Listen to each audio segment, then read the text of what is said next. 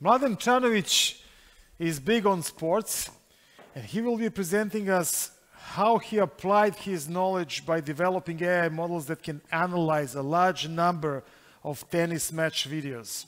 This talk will be answering how different ML methods can be used to extract additional information from video, covering topics such as video segmentation, pose estimation, action recognition, and advanced analytics based on inferred data.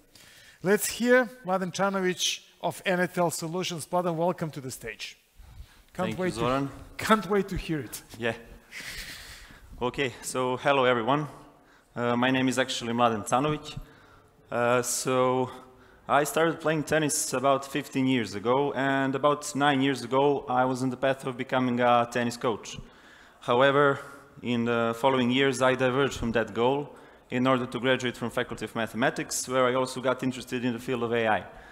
So yeah, then in early 2020 I started working in NetL Solutions data science team, and just a few months later there was an interesting project on our table, and it involved tennis, and today I'm going to talk about today, obviously. So I will first give a brief overview of why and how did our team actually get involved in this subject in the first place. So we had a collaboration with a professional tennis player, and we wanted to find a way how can we as a data science team assist tennis players generally in order for them to achieve some better results and to improve their game. So what did we want to do? We wanted to build a system that could automatically mark interesting parts of a tennis match, so the players can focus on the important parts and skip some idle parts of tennis match, and that could enable them to analyze their game and their opponent's game faster and more efficiently. So here is our demo of the web application we have built in order to try to achieve this. And you can see here that there are different categories of points, such as match key points, and there are points of like break points, set points, etc. And there are also some different categories that include some special strokes or winners. Also, we have a category that can list based on rally length. So the idea is to allow users just to choose a desired category, and then the system will list all points of that category. Then the user just click on the desired point, and the playback will just jump on that specific point. So yeah, after we have segmented the tennis match, we then wanted to find ways to analyze those single point videos. So we can see here that we are now able to detect court, and also to track players, to track ball, and to recognize which strokes are played. And we will actually see how this all work. So we will get back first to the match segmentation, and I'll first talk about match segmentation based on OCR. So of course we will use scoreboard data, scoreboard results. And as I said before, we start with tennis match video, and we want to get timestamps for the beginning of each point. And after that, in the second phase of our project, we will annotate those videos with some interesting parts, interesting tags. So here is our score detection pipeline.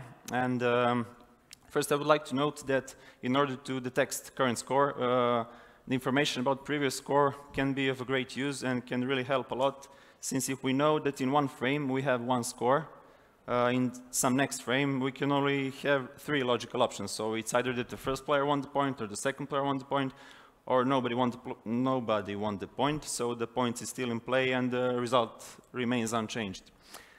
And we know that each tennis match starts with 0 all, so we can start building up from there. And now back to the process. We have to first localize this scoreboard, and then we run some OCR methods to detect which text is on the scoreboard bounding box. Then OCR usually have some errors, so we need to modify those errors in order to achieve better results. And we can see here that there is an 11 missing, and those small O's need to be changed into zeros. And we also do that by using the information about previous scores. So I'd say using some simple heuristic to modify those scores. And then in the end, with using previous score and those modified outputs, we then calculate the probability for each of those 3 possibilities, and then we choose the one with the highest probability. So yeah, that's that. And just quick about how we localize that scoreboard. So we choose some n-random frames, and we find regions that deviates the least, so that they're mostly there on the frames we analyze. And and also that regions need to include scoreboard-like text. So we do that by checking with some regex. And then one last thing we need to detect in order to have fully autonomous match segmentation system. We need to find who is on the serve when. And actually we can deduce that in every other point, but we just need the information for the first point. And the information for the first point we get in the following process. So we once again obtain n random frames, and that n is not particularly large. It can be 100 and 200. It worked really well with that number. So we choose n random frames, and then we mask text regions. So we have the OCR output, and we can mask that regions where there is text. And we now get regions in that scoreboard that deviates a lot, so that change the pixel values. And we have, in the end, just 2 blobs, so 2 groups of pixels. And those are our serve indicators. And just to deduce who is first in the serve, we just get first scoreboard occurrence and check which indicator is active then. So, of course, there had to be some manual labeling, and we have manually labeled rallies on several matches, but we have also used our match segmentator now built to do this easier and faster. And it took us actually 1/3 the length of one match to label that one match, and we have labeled all the rallies of those matches. And we have also used these stroke codes, so once we got used to those codes, that was pretty linear too, so that was pretty fast. Yeah, so of course now we're back to our initial video, and we can now move on to action recognition. So as I said, after we have segmented the match, we wanted to apply some action recognition methods in order to see what we can find out and to extract relevant information from videos. So we can see, we saw earlier what we are able to detect, and we will now cover each of those topics. So first I'm going to talk about stroke recognition, and we will see that we are able to distinct 3 basic types of strokes: forehands, backhands, and serve. And we will also see that we are able to detect whether it was a cross-court or an inside-out shot. And after that, we will see how we're able to detect court, also how we're able to track players, to track ball, and in the end, we will see how we can leverage all these implemented methods in order to segment non-professional matches. So non-professional matches obviously doesn't include a scoreboard, and we need to find some other ways and to get those results. I mean, not results, but the moments when the points are played, so to segment the match. And we wanted to also work on non-professional matches, since the professional tennis is only the small % of tennis played globally. And we are now able to estimate or to segment our match with a great accuracy just using the HD camera video. Okay, so in order to build our models, we first needed a data set.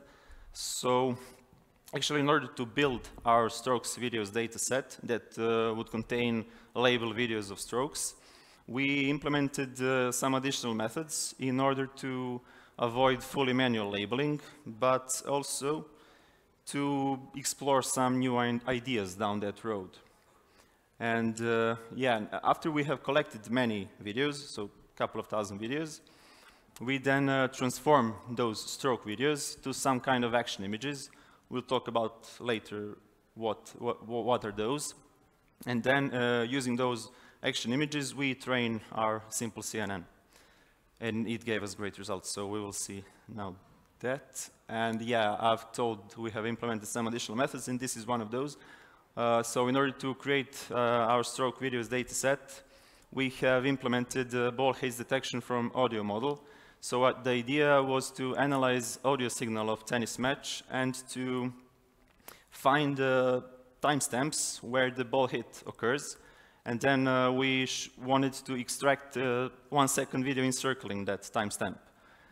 So in order to do that, we also need a data set, and we have created one with using simple heuristic to detect ball hits on MEL spectrograms, and they're 1 second long. And then we have obtained 25,000 auto-labeled examples. More of those are negative. And then we have trained our CNN, so it has 3 convolutional layers and max pooling after each of those, some dense layers at the end, rel activation output in the end. And yeah, we have optimized with regards to the mean square loss with Adam Optimizer, and the number of parameters was 1882, if I'm not wrong. I think I'm not. Yeah, so since we didn't have a manually labeled data set, we can only estimate the percent our model gets. So we have estimated that using sampling, and we have estimated the accuracy at about 95%. And then, after we have this model, we want to extract ball hits timestamps, as I said earlier. And then, as I said, we wanted to avoid fully manual labeling, but we have manually labeled some rallies, but we actually wanted to avoid all those slicing videos manually. And we have used that rally information and paired them with these ball hit timestamps. So if one rally had 3 strokes, and we have detected 3 ball hit timestamps, we just need to extract that part of the video and ball hit is detected. And we label it with appropriate stroke type. So we have 4 classes of videos. Obviously, forehand, backhand, serve, and the class other. I'll define later what the class other is, but it may seem obvious. So after we have all those videos, we then run some pose estimator. We have used few of those, but we were mostly satisfied with alpha pose. And then we run that estimator on each of our videos, and only poses of players are kept. And those action images in the end actually represent sequence of points through time. So each action image is of size 25 times 18, and 25 represents the number of frames we observe, and 18 is the number of pose key points we have for each estimated pose. So yeah, and we have used this idea from skeleton-based action recognition using translation, scale, invariant image mapping, and multi-scale deep CNN from Billy et al. And yeah, after all that processing and labeling, we are left with about 4,000 action images, and we use that for our stroke classification model. Again, we have 4 classes, forehand, backhand, serve, and the other, and that other now is an example of stroke, of the action of a player, which do not belong to any of those first 3 classes. So it's either the player jumping, moving around, recovering its position, or something like that. And we can see that on our validation set, we have pretty good result. And also we can notice that our model for the bottom player works significantly better, and we can understand that considering that the bottom player is closer to the camera, so there is more information for the model. Yeah, also that this all can be improved, because if you remember, we have used, to label all these videos, we have used our ball hit detection model from audio, and it doesn't work perfectly, so we have some mislabeled data there, obviously. And also we have 4,000 action images, but we can have more and more and more, but we have just stayed on this number because we were satisfied with results. We have proved that it can be done, and in the next steps of the project we will do that. Okay, and we will now go to see how we are able to detect chord. So in this particular example, we have a video filmed with a GoPro camera, and there is some distortion on the image. So we need to first undistort that image to, I mean, all images in the video, to be able to find straight lines. So once we undistort it with some tuned matrix, we can later use for each video made with that GoPro camera. We then detect lines, and we do that by using OpenCV's probabilistic half-line transform algorithm. And then we classify those lines to horizontal and vertical lines just by using their angles. After we have classified them, we need to merge connected lines in a way that we merge lines that are close and that follows the same path. And on the right side, we have a reference chord. So obviously, all dimensions of tennis court are defined by ITF, or International Tennis Federation. So we know each measure, and we use that in order to detect where is our court on our frame. So actually, we want to find some perspective transformation from that reference court to our court. So how we actually do that? Well, first we calculate intersections between horizontal and vertical candidate lines. Those are the lines we have detected earlier. And then we get all valid candidate groups of 4 points. And on the right side, now we can see those 12 chord configurations we use to estimate our chord. So each configuration consists of 4 points. There are some main key points from our reference chord. And then how we do that, we get each combination for perspective transform from the reference chord to our chord. I mean, to the frame, to our points, actually, to our candidate points. So we find perspective transformation matrix from using 4 points to our 4 points, then transform all other reference points to our chord. And then on our frame, we have all key points from a chord. Then we just connect that lines. And now how we are able to detect if it is a good fit or not. Well, we have that chord structure, and we just lay that on our frame, and we use, as we call it, white pixel metric. So we calculate the percent of white pixels that are overlaid with that chord.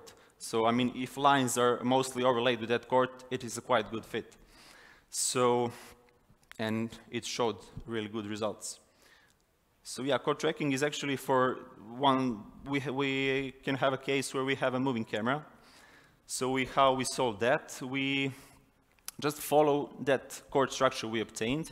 We now have the group of white pixel, I mean the chord structure containing white pixels, and then we just follow that around in all directions and check if there is a chord there or there or there.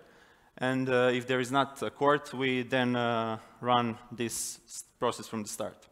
And we achieve average accuracy at about 97%. So yeah, after we have detected our chord, we then use that information to help us to detect players. So we use this chord mask and expand it a bit in meaningful directions. And there we run YOLO version 3. I think you may have heard of that if you were doing something with computer vision. So we run a YOLO version 3 neural network, and we detect person, so people on those frames, and then we can easily deduce which person that are detected are the players, and we can easily then trace them and find their path or trajectory. So yeah, we can see here how we are able to follow the bottom player, but we saw that earlier on that full thing.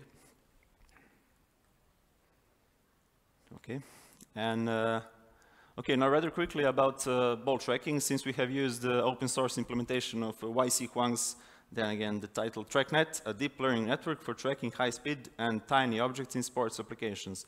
It showed really good results to both of our use cases, the professional matches and non-professional matches. So we were really satisfied with that, and we would just use that because it worked really, really well. They state that they have a really good precision and recall and other metrics, and they certainly do.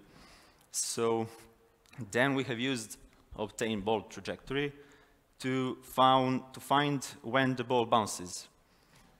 That can help us later to analyze some other things. So how we do this, we simplify 2D ball trajectory using some algorithms, and then we find turning points of that simplified trajectory, and that are our candidates. And then we can discard bad candidates, again, with using some simple heuristics, just following some rules of physics, I guess. And we then split those into 2 categories. We will have bounces from the racket and bounces from the ground. And then we use that information to determine whether it was a cross-court or an inside-out shot. So if it was a forehand and the ball went there, it is a cross-court definitely. I think we can agree that we all know what stroke types are there, and yeah. Then, now we'll see actually how we have used those action recognition methods to segment our non-professional match. So we do that by analyzing the path of the bottom player, and then we, on that path, we find the 4 most frequent positions for the bottom player's path. Then we have those 4 positions, and then we can say that those 2 in the middle are our serve candidates, and those on the right and the left, those are our return candidates. And yeah, we actually now analyze the path once again, and if the player lingers around those positions, then we see if there is any serve or not. So here is the examples for our positive and negative candidates. So on the positive candidate, we can see that there is a serve, and in the negative one, she just lingers around that, doing nothing. So yeah, in the end, we segment this in the following way. So we obtain all those candidates, and then we split that videos. We fragment them to multiple overlapping 1-second videos, and then we use our pose estimator to create action images for each of those overlapping video, and then we classify those. And once we get the serve, of course, we announce that the start of our point. And just note that for when detecting on our serve candidates, we use our stroke classification model for the bottom player, and we try to find serve. And for the right and left position, we run the stroke classification model for the top player, and then we find serve. Okay. Yeah, we are now back at this video. So once again, we saw what we can do, but we can see that projection chord on the right, and we can also extract some really cool information from there, some derived statistics such as which player prefer more aggressive game or defensive game, which player prefer which zone of the game, and yes, something similar also.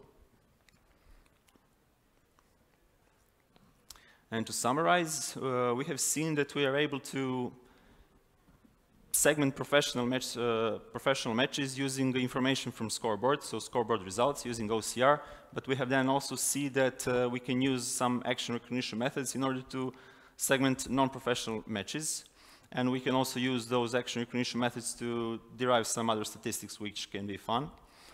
And also, I think you may have noticed that there is a lot of room for improvement in almost every step of this process. And that is actually a great thing for us, since we have achieved, I would say, a good amount of stuff just by mostly exploring some possibilities, than to exploit each possibility really, really hard. So yeah, with that I'm going to end, and if anybody have any questions, I would gladly try to answer.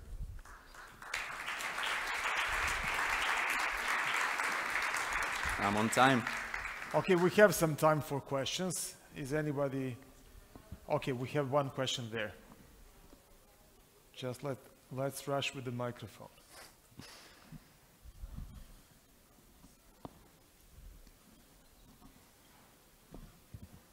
Okay, hello to everyone. Firstly, I'm really big fan of tennis, and my first question will be how you differentiate a left-hand and right-hand player? Yeah, well, good question. We are mostly focusing on the right players, so Nadal and other players will just have to wait. But yeah. Okay, thank you. That was a Thank you short for the one. question. Another one? Here? Just wait for the microphone. Yeah. Mladen, it's very interesting research, and thank you for presentation. I have one question. Is similar models and these detection techniques possible to release on other sports with many other players and overlapping with players and balls? Can you read some research about it? Yeah, well, actually, I mean, we saw that TrackNet, it is used for tennis, but it also can be used for badminton or some other similar sports. And these models, of course, are specific for our use, for the tennis, but it seems that it is really doable to translate to some other sports similar to tennis. And actually, we can see in a lot of examples how AI is influencing the sports. In NFL, in golf, in almost any sport that have enough money to pay that, I guess. But, yeah. And for tennis, is this your network possible for organized match without referee? What? Yeah. It is some plan, yeah. It is a possibility. Because there are players who can call certain calls that are not correct, so, yeah. Thank you. Why did you pick tennis at all? I mean, what was specific to tennis that was easy to analyze? Well, I guess we live in Serbia, so that is one reason. But as I said on the beginning, yeah, we had a collaboration with one professional tennis player, so that was our main, I'd said, route for doing other things and exploring some ideas and actually finding that there are a lot of people entering this field. So it is pretty new at this point. If you introduced some sensors into the racket, maybe an elbow of a player, would it be helpful? I mean, and in what way? Yeah, that is actually a really, really great question. And in the next phase of our project, we are hoping to do that in some really good surroundings, I guess. So I hope we will hear more all about this project. So, yeah. More questions? Okay, here.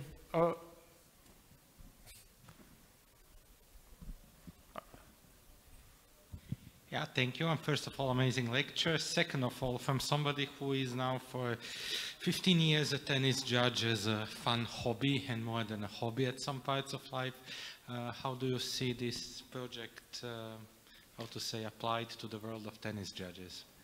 To the world of tennis judges, yeah. Well, we saw in Corona time that computers mostly replaced linesmen, but of course it is to tournaments to decide whether to use this technique. But of course, this is not that you know, we are not able to detect so accurately where the ball is placed because we don't have that many angles, that many cameras. We only use single view camera, and we try to detect and extract all relevant informations from that angle actually. And if we would have dozens of cameras, it would be, I guess, doable to replace judges. I'm sorry, but yeah. So, but that is not your. That's not the main intention. The main intention is to improve the play.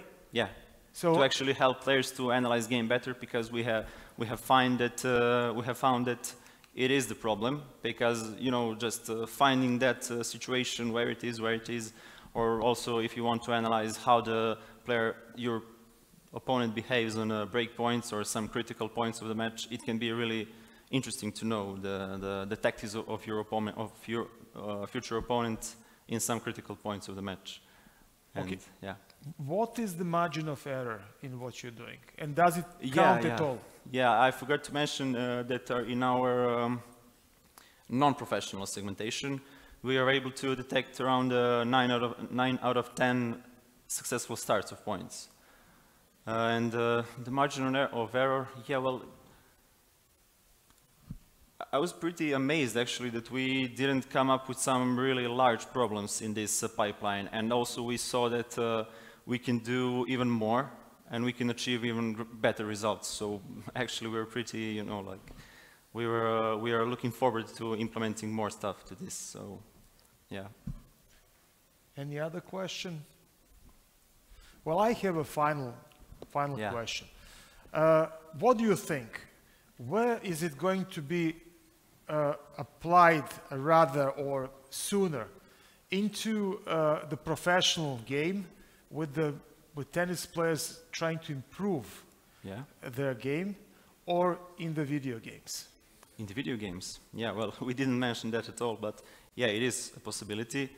But we are mostly focusing on improving the players' game, and also not just professional players, but non-professional players and people in tennis centers will probably find this useful. I mean, even if anyone here played tennis, they certainly wanted to play again that video when they hit a perfect forehand or something like that. So, and to also analyze the game of the kids and talents that are emerging. So, I think it would be quite So you're not thinking about video games now, in gaming industry? Unfortunately not. But I don't know if you have any idea, we can discuss it later. What about robots? I mean, robots to play tennis? Or? Yes, I mean playing against the real player, like in chess. I mean, once when they got the supercomputers, they started playing against them, the humans playing against the computers. So can you imagine a robot with your software playing against a real player, maybe even the player that robots emulates? Yeah, well, actually, there was a paper, I think, maybe 2020 or early 2021. I'm not sure, but they are actually able to simulate a game between, for example, Federer and Djokovic. So they analyzed the game. They have extracted so many relevant information that they are able to actually produce some new points using the information to generate actually new points using the information about previous ones. So I'd say we're just then left to do hardware and to let them play. So and let them to use your software. Yeah. Okay. Any other question? Okay, we have another one. Hello. Thank you for the wonderful presentation.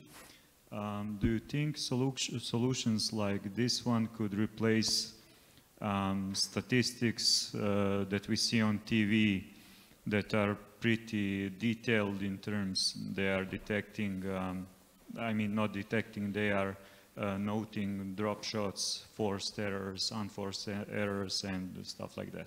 Yeah, in the areas where the serve lands or any other stroke. So yeah, I mean we can see that in the broadcasting, but we can notice that we see that a few minutes later. So someone just need to annotate that, and it isn't that hard. But this will certainly be a way to replace those old methods, I'd say. But yeah, certainly it is the use case. Okay, any other? If not, may I present you with a trophy? Yes, with a trophy. You can hang it above your head. So I mean, thank you. Thank you. That was Mladen Canovic on computers and tennis.